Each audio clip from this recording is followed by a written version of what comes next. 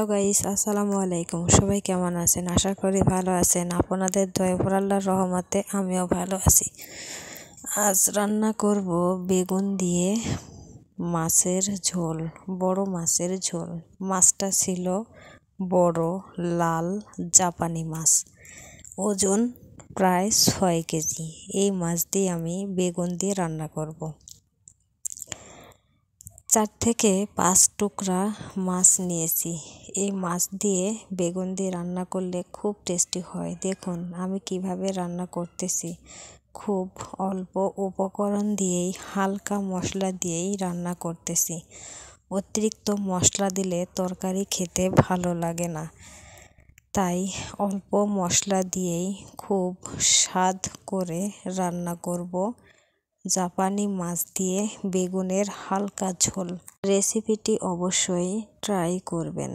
ভিডিওটি ভালো লাগলে চ্যানেলটি সাবস্ক্রাইব করতে অবশ্যই ভুলবেন না। ভিডিওটি সাবস্ক্রাইব করবেন প্লিজ। দয়া করে লাইক, কমেন্ট, শেয়ার করতেও ভুলবেন না।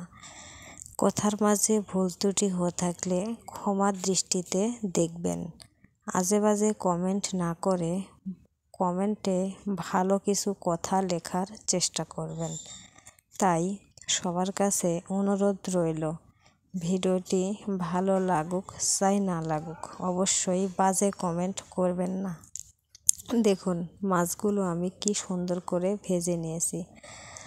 বেগুনগুলো অল্প একটু ঝোল দিয়ে কষিয়ে নিতে হবে। কষানো হয়ে গেলে পরিমাণ মতো পানি দিয়ে দিতে হবে। আমি দিয়ে দিয়েছিলাম। বলক আসা পর্যন্ত অপেক্ষা করছি। বলক চলে এসেছে। এবার মাছ দিয়ে দিয়েছি। যেহেতু আমার পরিবারের মানুষের সংখ্যা কম, এজন্য আমি অল্প অল্প রান্না করি।